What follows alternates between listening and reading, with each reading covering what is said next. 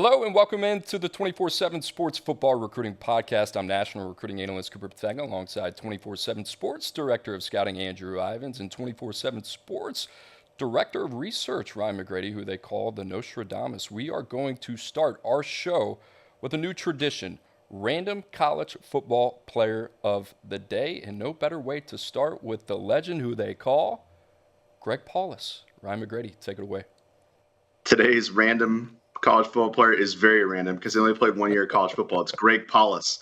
Greg went to Christian Brothers Academy in New York, where he led the football team to a 42-3 record and a state title in his 4 years. But he was an All-American in football and basketball, had scholarship offers to play in both, decided to play at Duke and was their team captain for 2 years, starting point guard for 3, and was the fourth freshman in ACC history to lead the league in assists. And after he graduated in 2008, he decided to switch to football. Grad transfer to Syracuse, where he was the starting quarterback and team captain in 2009. He still holds the Syracuse record for completion percentage in a career at 67.7%. And now he's currently the head coach of the Niagara Purple Eagles men's basketball team. Here we go, Purple Eagles. I thought when we talked about this segment, I'm like, who is the most random college football player that we could just reach into the bag and go find? Greg Paulus. Drew, do you remember him at all? I just remember the back and forth, him just all of a sudden playing football. A little bit surprised to see he's a basketball coach now, and not only a head basketball coach. And I think Niagara is pretty good. Like, they're a team that can make the tournament. So, no, I don't remember any specific games. Just has my mind churning on, like, all right, who are guys that could actually play football and basketball? Because everyone talks about it as a recruit, and there's a very select few that have actually done it. I think Kool-Aid McKinstry, Alabama's cornerback, he went through like a few preseason practices with the Tides basketball program, and then Nick Saban shut that down pretty fast. I remember JT Tuimoloau was like the last, heralded recruit that we talked about potentially playing basketball. Drew, what is it, 2025 or 2026? Kendra Harrison, North Carolina. 2026, and I should have brought him up on when we talked North Carolina. I believe he was in Chapel Hill for that win over Miami. That's a big one. Yeah, Nostradamus, Ryan McGrady, great job on the Greg Paulus, my man. I know that probably kept you up late last night doing some homework on that. Guys, just a reminder, you are listening to the 24/7 Sports Football Recruiting Podcast. You can find us on Spotify, Apple, and anywhere you find your podcasts, and also join us on video right here on 24/7 Sports YouTube channel. Drew, let's get into it. Recent commit rundown also, we'll kind of call it things you probably missed over the weekend, right? Because we are in the middle of the college football season and there is a lot going on. But especially with recruiting, we got to keep our eyes on that. I like to mention over 90% of the top 247 is already committed. So you're starting to see a slow trickle, maybe some guys that have decommitted and finding new spots as well. So with that, Ryan McGrady, take it away. First up, we got athlete Jalewis Solomon, who committed to South Carolina on Sunday. The 3-star, number 33 ranked athlete in 2024 was committed to Auburn in August and then decommitted last week and decided to commit to South Carolina just 5 days later. As a junior, he caught 86 passes for 1,200 yards, 10 touchdowns, and on defense had 29 tackles, 4 PBUs, and 3 picks. His older brother, Zykevius, is a D lineman at Auburn, has 9 tackles this year, and his younger brother, Zayden, is a 4-star, number 1 ranked linebacker in the class of 2025. I did not know that. That's why we have you on this show. You make us better and brighter. Drew, I don't know about you. I mean, you look at South Carolina, obviously struggling on the field this year a little bit. They got the number 18 ranked recruiting class. The last 2 years for Shane Beamer on the recruiting trail, I think have been pretty good. And Jalewis Solomon is a guy that I like a lot. Ryan mentioned that he was formerly committed to Auburn, but you turn on the tape, two-way player, dynamic, excellent ball skills, had a couple INTs last year, already has 3 this season, 8 touchdowns on the offensive side of the ball. He's kind of like the Nye Carr, kind of like exhibit, right? You dig into him a little bit with the profile. There's really nothing there, right, in terms of track and field data, verified data. He hadn't been to any combines like that, but you turn on the senior tape, it pops.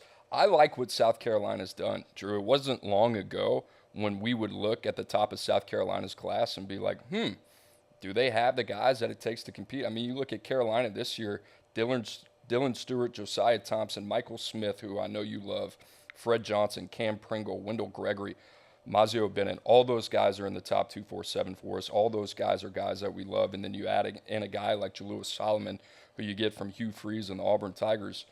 That's a big get. I like this kid. I do think this is a type of kid that can play early for the Gamecocks. Yeah, and if you read the Big Spur, the 24/7 sports site for South Carolina, they're mentioning that the staff has relayed they think Jalewis is a guy that's going to play early. Coop, I'm going to be honest, going back to his junior season, a lot of offensive snaps. So you list him as an athlete. You think, hey, this is a guy that's probably going to be a wide receiver. Actually worked out for Georgia back in June as a receiver. I like him as a corner, right? He's a 4.7 kid in the 40-yard dash, right? So that's not ideal, but you look at some of the other athletic markers, 30-inch vertical jump, he's over 6 foot, 74-inch wingspan, and I think he's fluid and explosive in that lower half. You go to the senior highlights, pop that on, right? The third play, I think he hurdles a defender on his way into the end zone. South Carolina, they're trying to get better on the defensive side of the ball, and I think Jalewis Solomon is a versatile piece for that secondary, right? He can play press man, off man. He can mirror with his hips. I think he's going to need some coaching when it comes to just being ready to go on the defensive side of the ball, out on that boundary. I think he could play some field side as well. But you look at the long-term outlook for the Gamecocks, right? Jalen Kilgore, a top 247 safety for them. He's already played over 375 snaps this season as a true freshman. I think that's maybe out of necessity and some injuries, but you would think, hey, this is a 3-4 year starter for us if he can avoid setbacks. Now you're adding Jalewis Solomon. We know that they've improved that pass rush. And Cameron Fountain, USC top 247 edge rusher commit. He was also in Columbia over the weekend. So Shane Beamer chipping away with his broken foot. I want to know what that conversation was like when Jalewis Solomon called the Gamecocks and Shane Beamer's, dealing with some medical stuff. You saw he after the game he broke his foot because he kicked something. You saw that, Cooper, right? Yeah, somebody put a video together that said, Shane Beamer's in a press conference and he's talking like he's not an emotional roller coaster, and then they put all these press clippings together of Shane Beamer after the game. He's an emotional guy. He wears his heart on his sleeve. I got no issue with that as well. The timing of the Jalewis Solomon commitment is pretty interesting, right? Because it's not like South Carolina is a team on the field that's getting it done right now, and then you get a guy like Jalewis Solomon who's having an excellent senior season, but it's important for South Carolina, regardless of what's going on the field, for them to continue to do what they're doing on the recruiting trail.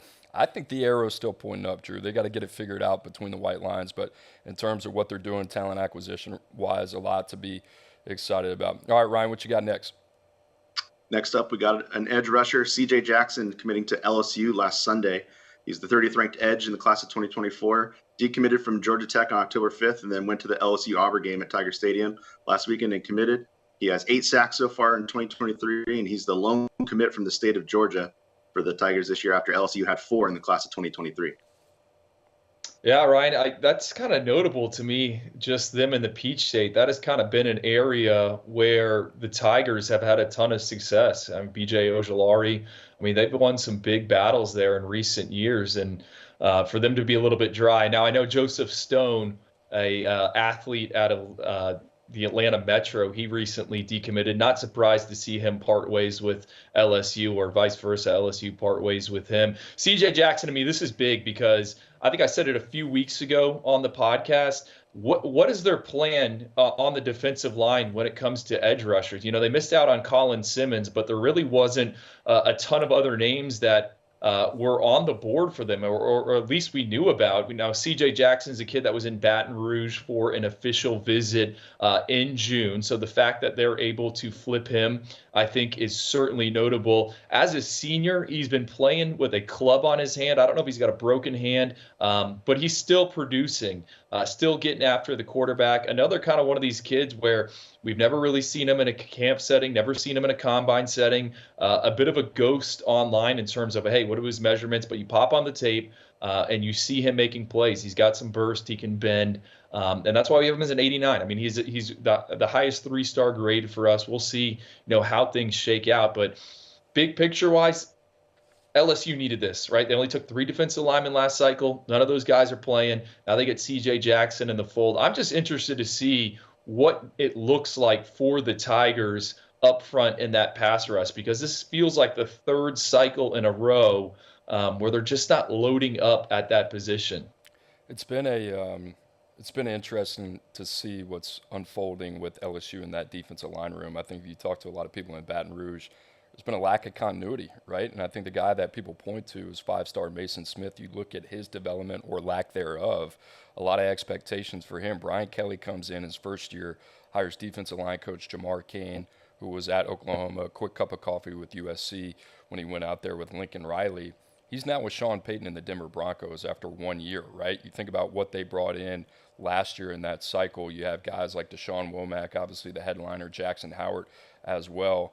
And then Jimmy Lindsey, they bring over from South Carolina, has a health issue. He is out for the foreseeable future. So the state of that room has seemed to be in flux, Drew. And to me, I'm asking the question is, who's even heading up defensive line recruiting right now for LSU? You're talking about one of the most important position rooms for a team that for a long time has built their identity at the point of attack on the defensive side of the ball. And this is an area that I think they got to get figured out here pretty quickly and what's going on. Drew, the other question I have for you is LSU, I feel like we haven't talked about this year. And I'm trying to kind of get the feel for the class. They're sitting at number 10 right now. And I think if you're an LSU fan, it's certainly not a doomsday scenario, right? There's worse places you can be than having a top 10 class. But at the same time, I feel like there's a little meat left on the bone as well. Their highest ranked player, Deshaun McBride from the state of Louisiana, we have him at number 48. There's two other players in the top 100 for us, Tradez Green and Jelani Watkins. Both guys I would say are pretty pure projections. Jelani Watkins in track and field background, and a guy that at 5'9", 160 pounds, is going to have to figure out a way to get in that offense for Mike Denbrock and find a way to be impactful. Tradez Green, the same deal, basketball background, more of a kind of raw projection there. I guess what I'm saying is, I don't know. They seem deeper than they typically are, but I'm not sure if they're as talented as they have been in the past. And I'm relating that to more pre-Brian Kelly era, which kind of reminds me of his time at Notre Dame. There were really good classes with really high floor players, but in terms of that top end talent, it kind of always left a little bit more to be desired. Well, I love the secondary class. Kai Bates. You can go up and down the list. You mentioned Deshaun McBride, Jawan Johnson. I think the secondary is going to get better, and I think they got some weapons. Jelani Watkins, right? Turn on the NFL right now. What is everyone looking for? These slot wide receivers that can run. Jelani Watkins is a kid that Miles Split had ranked as like the number 15 track and field athlete in the country. I mean, he can absolutely fly. His 200-meter dash time is elite. You brought up Tradez Green, Kylan Below, the wide receiver. Like, I think they are fine right there. Now, Colin Hurley, the quarterback, got a chance to see him play a few months ago. Still think there's some development. Still think he needs to get better at processing. But my big question mark would be kind of the trenches, the point of attack, right? Look at these teams that are loading up. We mentioned Oregon on Tuesday's show, what they're doing with Dan Lanning. It seems like LSU, just kind of the defensive front seven. That's the question mark for me. And Coop, you mentioned, right? Hey, what is the plan for LSU in that defensive line? I hate to do this, but what about like Jason Taylor coming in? His son is playing at LSU. He's making a splash there at Miami. I mean, I think if you're an LSU fan, you need to start thinking forward to, all right, who's the defensive line hire if we got to make one? It's a huge hire, and I think Scott Woodward, the AD at LSU, is a guy that is very involved with that program, the LSU football program specifically. That is going to be a position that they are going to invest in. Yeah, I think that's probably one of those rare position rooms that you could see that defensive line coach making upwards $800,000-$900,000, maybe even $1 million if it's the right guy. And Miami fans are probably pushing back on this, but here's the thing: Jason Taylor. I mean, you mentioned his son Mason Taylor already on the team. Probably would have 1 or 2 years left with his time in Baton Rouge. Drew, he's in a two-position room right now with Joe Salavea, right? You wonder how much that kind of comes into effect. And if LSU were going to make a hire, that seems like a guy that would fit, right? That you would throw a bag at least pick up the phone, make the phone call and say, hey, are you interested in this? Because we'd love to have you. And I think he'd get after it as a recruiter, right? Look at what Miami's done. They got Ruben Bain. We mentioned him on the previous episode. Miami's been in the thick of it for a lot of high-profile defensive linemen. And sure, Mario Cristobal, the rest of the guys in Coral Gables deserve some credit for that. But Aiden Breland, I mean, I think they were at the altar there. L.J. McCray, the 5-star defensive lineman out of Daytona Beach Mainland High School. We'll see where Miami finishes right there. But I think it would be a home run for the Tigers if they went in that direction, because I think Jason Taylor would show up hungry, right? And I think he would elevate that defensive line recruiting. Final thing I'll say on LSU, right? They have got some big time defensive linemen in recent cycles. You mentioned it, Jackson Howard, Deshaun Womack, Quincy Wiggins, Tyge Hill. Like, none of those guys have played over 50 snaps this season. And I think that's a bit alarming. The Quincy Wiggins one is a great reminder. I mean, you would think him in his second year would be a guy that would be on the field. And the other thing is, the last thought is, Brian Kelly's had to bring in 80-plus-year-old Pete Jenkins this year as a consultant, one of the great defensive line teachers of all time, obviously well-renowned at LSU. But, they kind of seem like a group of lost puppies right now that need some leadership at their position. So I give Brian Kelly credit for seeing that, understanding that, bringing in a guy like Pete Jenkins. And I will say this, they played better last week, and that's a group that they feel has the talent to produce. We just haven't seen it so far this season. All right, McGrady, we're going to bring you back on. Who we got next? We move to the Big Ten. We have tight end Tayvion Galloway committing to Purdue on Monday, the 3-star, number 24 ranked tight end in the class of 2024, decommitted from LSU in June, then took official visits to UCF, Syracuse, and Purdue, and then an unofficial in September to Miami. And then he chose the Boilermakers on Monday after having 36 catches for 697 yards and 6 touchdowns back in 2022. Drew, kind of a weird recruitment, committed to Brian Kelly and Mike Dimbrock and decommitted in June. This is a guy that we had in the top 247, 6'5", 230 pounds, two-way snaps, basketball background. He kind of checks all the boxes that we're looking for. Now committed to Ryan Walters, top 30 class for Purdue. Love what they're doing on the recruiting trail. You pop on the senior tape. I like this kid. Does a little bit of everything. You can flex him out, has inline blocking ability, plays off the edge. He's got a little bit of a mean streak. I think there are probably some things where, like, hey, we don't have all the pieces to the puzzle. You look at it, he was committed to LSU, then takes an OV to Syracuse and Central Florida, ends up at Purdue, closer to home from that Ohio region. I think this is one of those recruitments just from 30,000 feet. If I'm looking at it with not all the pieces to put it together, it makes sense for the player and it makes sense for the program. I think this is a big get for Purdue. I agree. And what I wrote down for Galloway, two-way tight end, right? I think he gives you inline versatility. He can block. Now he's going to need to improve in that department, but he can also help facilitate the passing game. And look at Purdue's class as a whole. Marco Davia, quarterback, we are big fans of him at 247 Sports. He's had an up and down senior season, but he can spray it around the yard. They also got another kid out of Texas, Keandre Henry, committed. So I think the outlook for Purdue's passing attack is pointing up, and specifically with Tayvion Galloway, you're going to look at the rankings, right? He's the number 24 tight end for us. I'll say this, it is a loaded year at tight end. We've mentioned the wide receivers. I just think this 2024 cycle, when we talk about pass catchers as a whole, right, it's not easy. And I think if you're Galloway, man, you're going to a school that has had 2 tight ends selected in the NFL draft in the past 4 years. And I know it's a different staff, a different scheme and all that, but like, you can make the league. I think it's a perfect marriage between these two. And I'll add this on Purdue's class. I audited it a few weeks ago.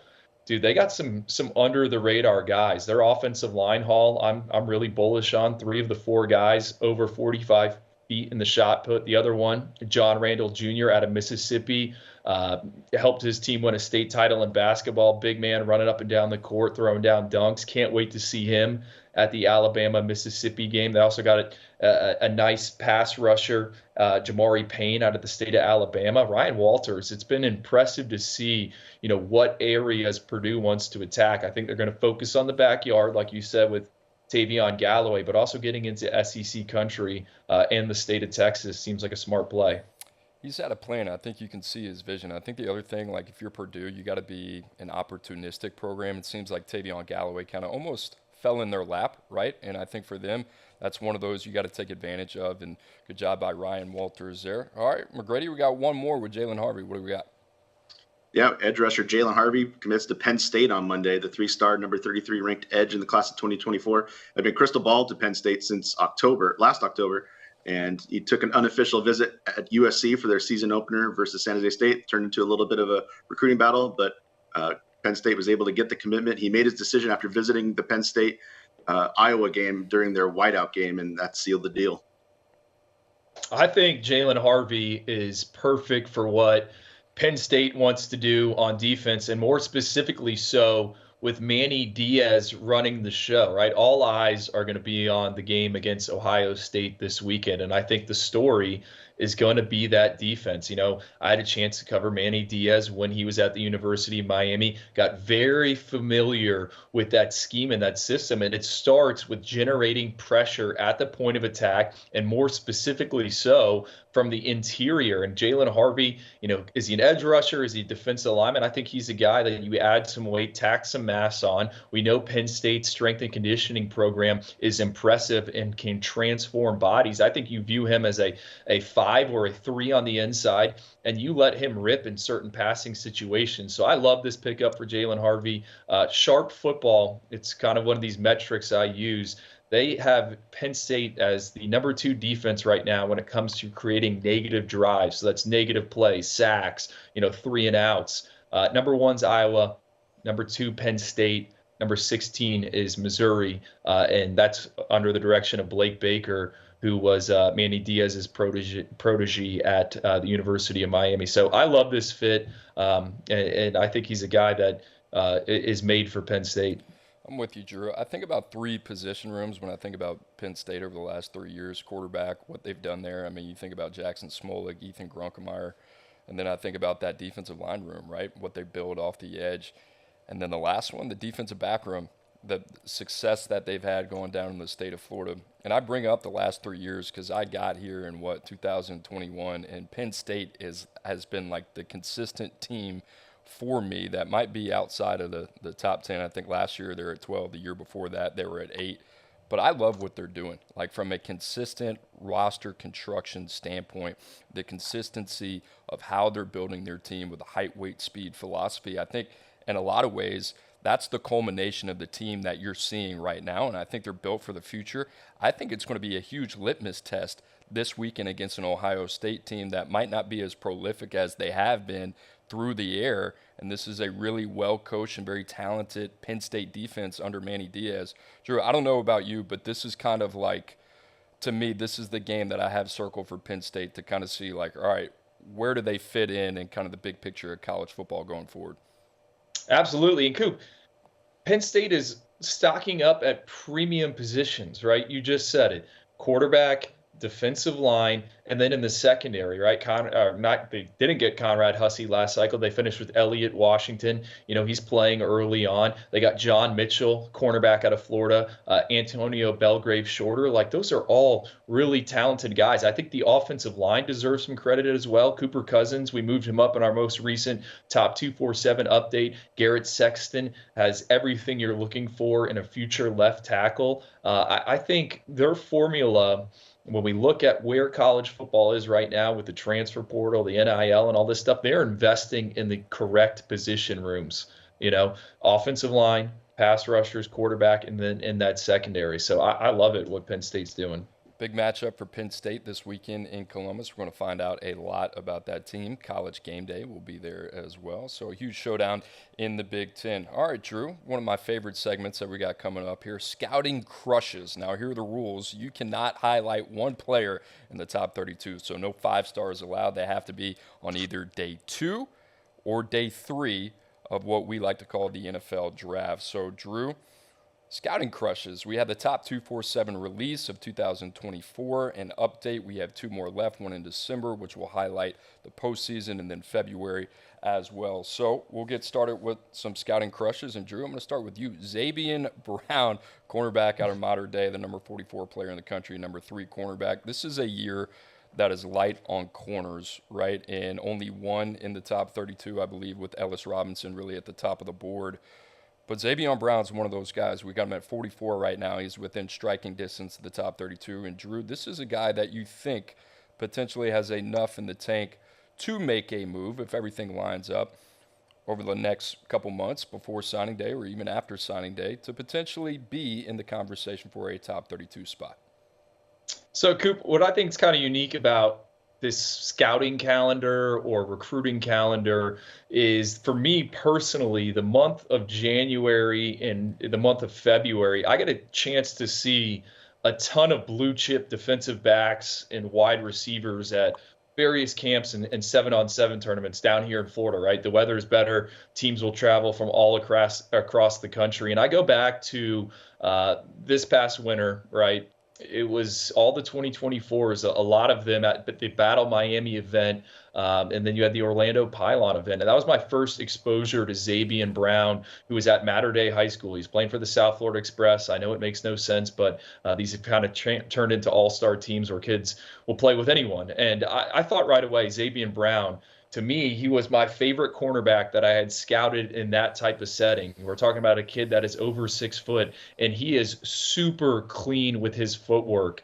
He can flip the hips. He can gain depth. He can change directions. I just love his game. Hasn't had a chance to create a ton of turnovers playing there in the Trinity League. Had 3 interceptions as a junior, only has 2 pass breakups here as a senior, and he actually missed this past weekend's game against Bosco, which was a loss for Mater Dei. He was out with some type of injury, so hoping he will be back for the All-American events. But I think when we just talk about what you're looking for in a new age cornerback, he's got some verified foot speed, 11.13 in the 100-meter dash, but from a technique standpoint, a length standpoint, a football IQ, how he gets to the catch point, I'm super bullish on Zaban Brown, and I always have been, right? I've been saying this if we go all the way back to when we first audited in the new year, the class of 2024. I think it says a lot that Alabama zeroed in on him. I think the final 3 was Alabama, Oregon, and USC. I think this guy is going to thrive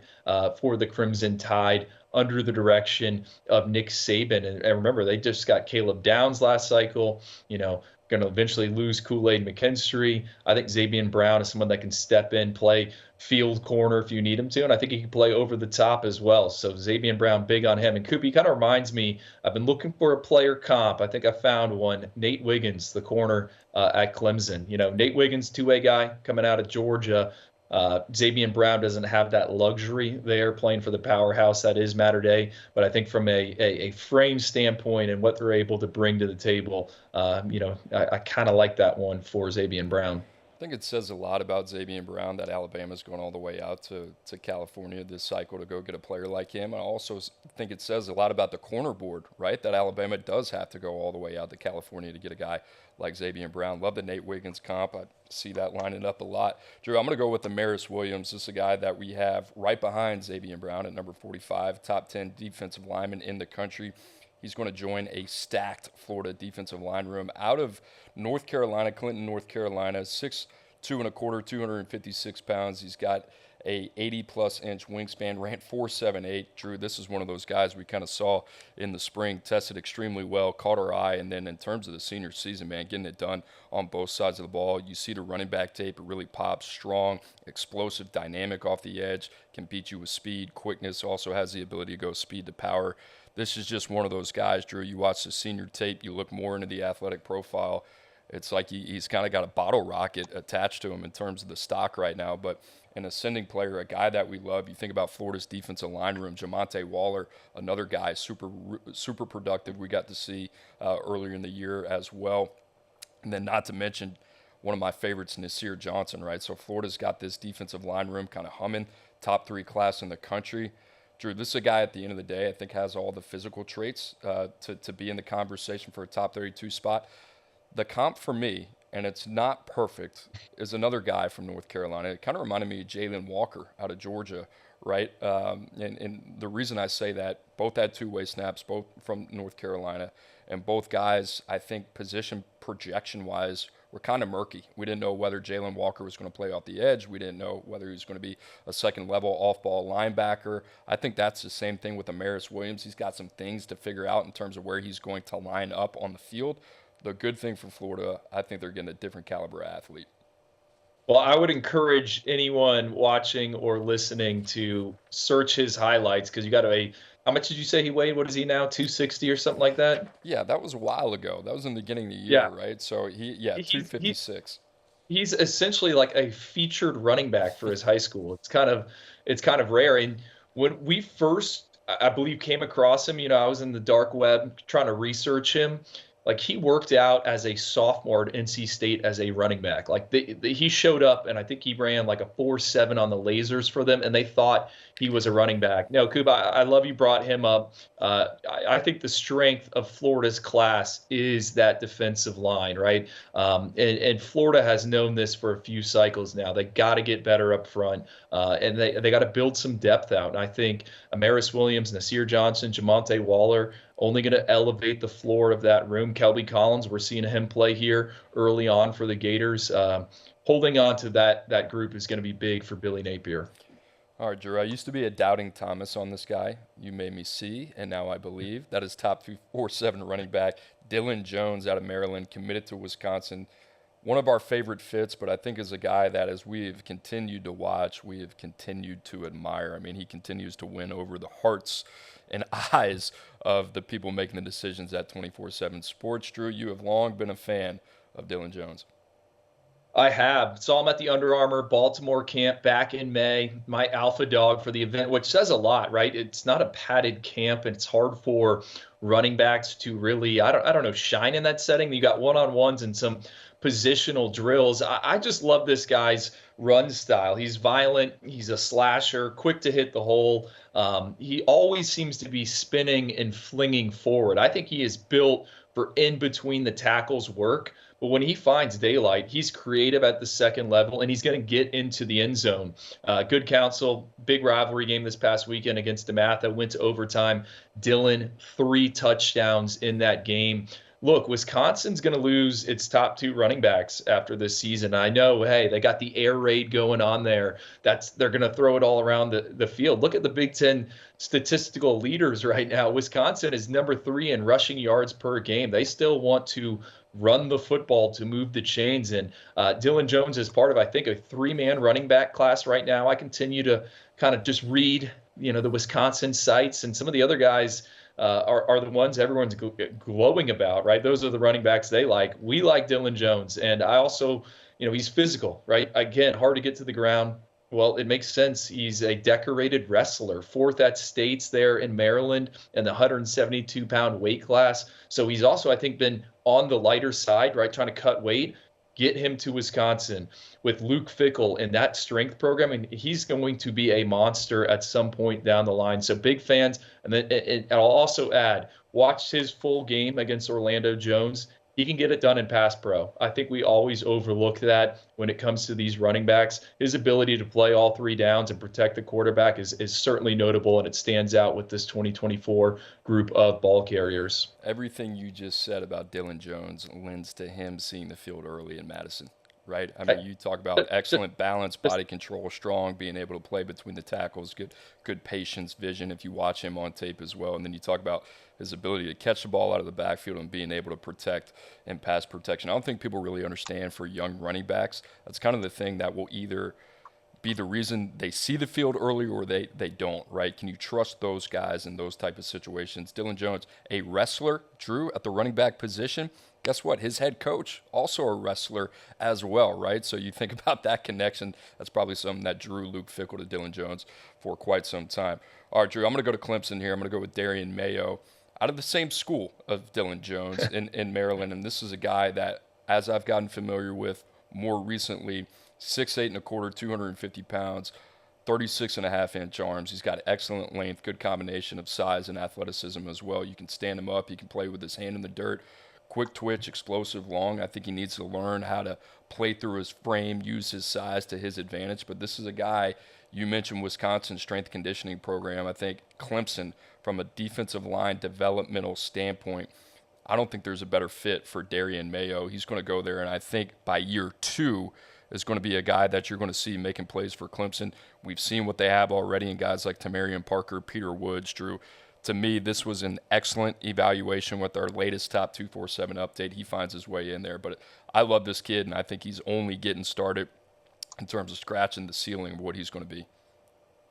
I mean, go back to that Under Armour Baltimore camp, and I know a lot of people are going to be like, what? I mean, I showed up and I had no real context to who Daren Mayo is, right? You've seen his name, you've seen a little bit of the tape, but you didn't really understand how big he was until you got around him. I mean, he was towering over everyone. I think they got him at 6'8". Who knows if it's actually 6'8"? It might be 6'7". He could show up to the NFL scouting combine one day and be 6'6". But the bottom line is, like, from a specs standpoint, I'm like, who is this, right? And I think the most encouraging thing with Daren Mayo is the junior tape to the senior tape has gotten so much better. And Cooper, I don't think he's going to be a guy that is year one, year two. But that back end, year 3, year 4, I mean, he has a chance to be a potential monster just with how he moves, that type of length. You cannot create big people, right? You have to go find those big people and coach them up. I think Daren Mayo, I mean, he has Sunday potential, right? He is more physically built than Greg Rousseau was at this stage. And we're seeing what Greg Rousseau is doing for the Buffalo Bills. I mean, Greg Rousseau was playing like safety in high school. And I think everyone wants to use Greg as the comp for these 6'7" creatures. Daren Mayo, a little bit further ahead at this stage. We'll see what happens when he gets to there in the ACC. When I write these scouting reports, and I haven't done it on Mayo, but just thinking to myself, like, one of the last things I always write with players like this is, if it comes together, is the type of guy that can outperform his current grade projection. And Daren Mayo is the guy that, if it all comes together, like, I wouldn't be shocked, right? Like, you talked about Greg Rousseau was a guy that ended up being taken in the first round and one of the last picks, right, by the Buffalo Bills. That's Daren Mayo. Like, I think this guy can play his way into a top day 2 draft pick at the next level, and I think he's a beautiful fit for Clemson. Drew, the name that kind of came up, I think you and I tossed this around, Cameron James last cycle, right? Another 6'6" defensive lineman, ended up signing with Florida, was a top 100 player for us in the top 247. So Clemson's got a good one, and they got another good one on the offensive side of the ball. That is tight end Christian Binker from Illinois. Drew, the number 8 tight end in the country, number 114 overall. This is a guy that I think ebbs and flows, right? We've had a hard time figuring out. You turn on the senior tape, and you're like, whoa, I think Clemson's got something here. I think I've been on an island with Christian Binker. He is a box checker, okay? Let's see, 6'4" and a half, 233 pounds, 4.42 in the short shuttle, 29.8 vertical jump, right? So he's got all that. But he is producing, and he has produced over his career. Coop, I just looked it up, 203 career receptions. That ranks 10th all-time in Illinois high school football history, right? He is like 5 away from passing Laquan Treadwell. Already passed P.J. Fleck, who had 199 receptions back when he was playing high school football in the mid-1990s. And then the basketball stuff. This kid has scored over 1,000 career points in 3 years. He was an all-state honorable mention on the hardwood, averaging 21.1 points per game, right? So the profile is screaming off the charts. You want to talk about some NFL rookie tight ends, Sam Laporta, Dalton Kincaid. Those guys were big basketball players, and none of that matters unless it shows up on tape. With Christian Binker, it does, right? He has a wide catch radius. His spatial awareness is some of the best I've seen in this 2024 cycle. I think Clemson, perfect fit for him, right? Jake Brenningstall is eventually going to be out there in Death Valley. And what do they got behind him? They got our guy Olsen Pat Henry, who they took last cycle out of the state of Florida.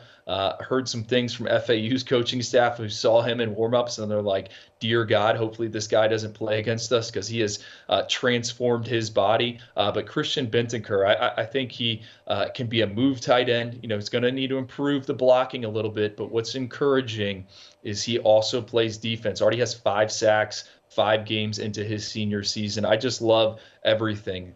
The multi-sport, the production, he can run, he can separate at the top of his route. So I'm all in on Christian Binker, one of my favorite prospects here in the 2024 cycle. I don't think people really understand the importance of basketball when it comes to evaluating a tight end. And Drew, you mentioned, like, you got to watch the basketball tape. You got to see how they move. It's not so much, I would say, like the objective part of explosion and, how are these guys getting in and out of breaks. But you said it, spatial awareness, such an important trait and a subjective part of the evaluation when you're evaluating tight ends. It's not so much, hey, what is this guy doing on a 3-cone or the short shuttle? It's more about how does this guy leverage his opponent? How does he create separation, the suddenness in and out of the route? You watch Christian Binker. This is a guy who has a really good feel and is very nuanced at the tight end position. I think another one of those guys for Clemson that can get on the field early. So, Drew, you said it, basketball background obviously stands out, has played himself into a very high ranking for us as a senior. All right, Drew, last one for me, safety Aaron Flowers out of Texas, number 117 in the top 247, number 9 safety.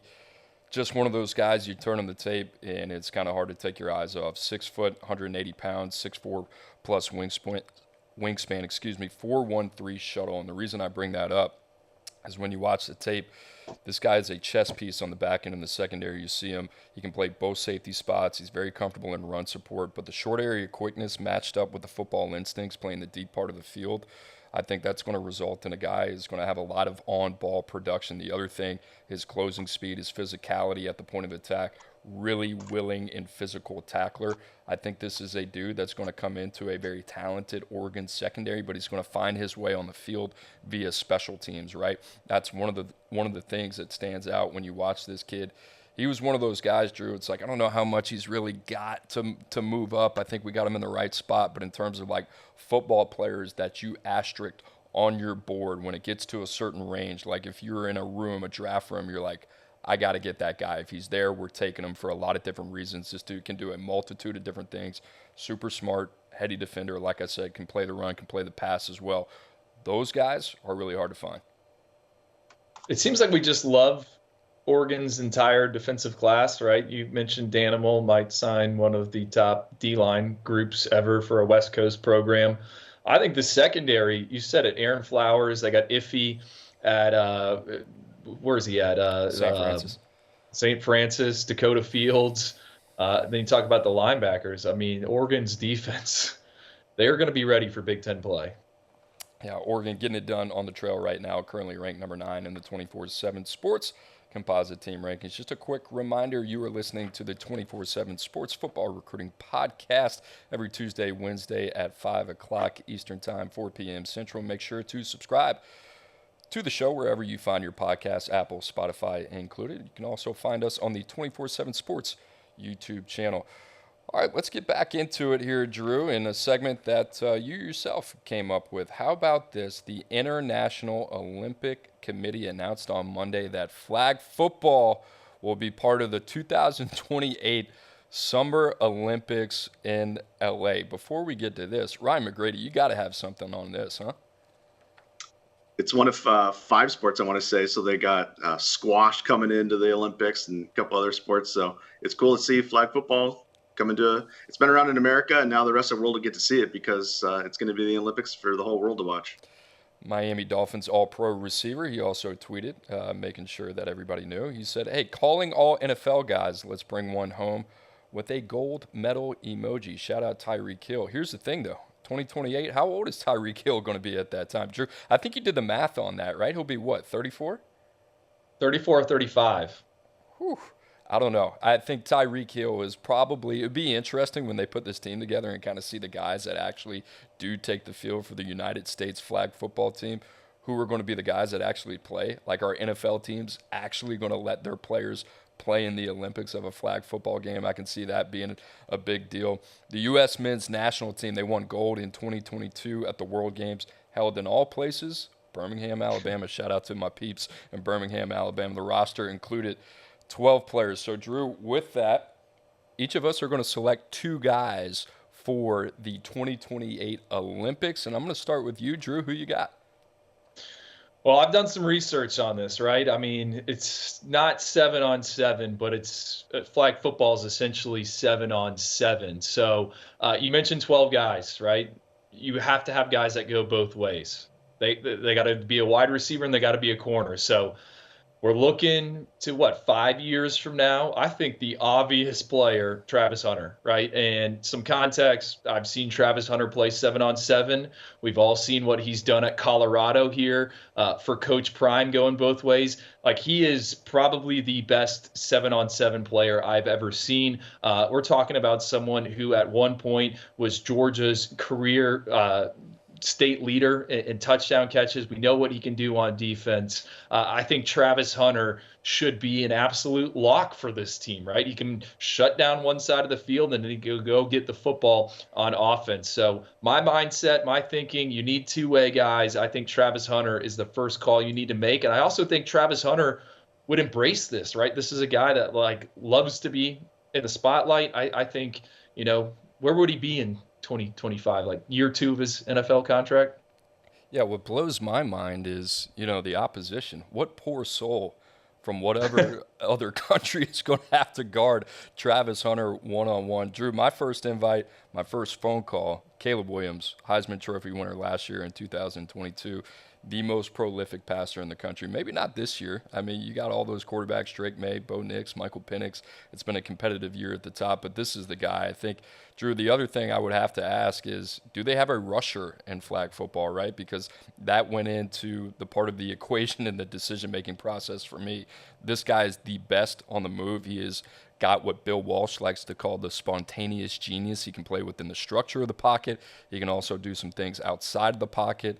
I think this is a very, very easy phone call for whoever is the head of the 2028 roster building process for the U.S. flag football Olympic team. Well, Coop, having covered plenty of 7-on-7 tournaments in my 8 years of doing this, it depends on the tournament. Some of them you get 2 blitzes. Some of them you get 3 blitzes. Some of them you can't blitz at all. Some of them you can run the football if you wanted to. So I don't know the official Olympic Federation's rules, but I do think there is a rush, and the quarterback needs to be able to move around. I think Caleb Williams could play maybe some linebacker if you needed to in a pinch. For my second invite, I am going with Evan Stewart, wide receiver, Texas A&M. This guy's electric, right? He can go get the football. He can go deep. Another guy I have seen play 7-on-7, which is just like flag football. He's also played some defense. I think he's got that short area quickness to work at cornerback. I mean, Evan Stewart is kind of at times a one-man show for the Aggies. I mentioned it earlier in the podcast just about what the NFL is looking for right now. I have a good hunch these speedy wide receivers, these speedy weapons are going to be really coveted because everyone's going to try to copy what Mike McDaniel's doing in the Miami Dolphins with that electric offense. I just think with where the game is going right now, Evan Stewart is tailor-made for the NFL, and I think he's tailor-made for our mock flag football team in 2028. Nostradamus, I'm going to put you on the spot. Are there any international corners out there that stand a chance against Travis Hunter or Evan Stewart? I got a couple that come to mind, but I was wondering if you could think of anybody out there that could maybe put a stop to these guys. Not off the top of my head, and I can't think of any guys that could be like Travis Hunter and play both ways. He's got 496 snaps played this year in just 4 games. So he's averaging 124 plays per game. So I think he could handle some 7-on-7 playing offense and defense. The 2 names that come to mind for me, I don't know why, pretty random. Christian Gonzalez, that I believe would be representing Columbia, right? And then the other one would be Ben St. Juste, who played at Minnesota by way of Michigan. Now with the Washington Commanders, I think he'd suit up for Canada. I believe that correct. Drew, do you have any other ones? He got his first interception last week, too. There you go. Yeah, that's the thing. We're just talking about the Americans, but don't the Olympic rules work that, hey, if you got a grandparent or relative that were born in that country, you'd be eligible? Like, I think Samoa would have some dudes, right? Nico Iamaleava would be eligible to play for them. I think some of these European countries, and I believe, again, in my preliminary research here, Mexico has a strong football program in terms of what they got going on. Hey, if that's the case, don't be surprised if I'm out there for Italy over there just carrying the flag for the 2028 Olympics. All right, last invite for me. Wide receiver Keon Coleman. I mean, you saw the one-handed catch last week. This guy has been balling all season, one of the most dynamic receivers in all of college football. I don't know how you stop him. I went back and forth between Keon Coleman, Malik Neighbors. I think both one-on-one nightmares, but this dude's 6'4" plus, can jump out of the gym, obviously has the basketball background as well. Absolute freak. We mentioned those corners from international countries. I don't know. They have a hard time stopping them here in the States. I don't know how they're going to do that on the international stage. McGrady, any context on my man Keon Coleman? Yeah, he leads the ACC in touchdown receptions this year with 7, and he was the number 4 ranked wide receiver in the 2023 transfer class as he switched states from Michigan State to Florida State. Love it. Love it. Drew, that is it. Ryan McGrady, the Nostradamus as well. Just a reminder, you are listening to the 24/7 Sports Football Recruiting Podcast. Remember, you can find us Tuesday, Wednesday at 5 o'clock Eastern Time on Spotify, Apple as well, and the 24/7 Sports YouTube channel. For Andrew Ivins, Ryan McGrady, I'm Cooper Petagna. We'll see you next week.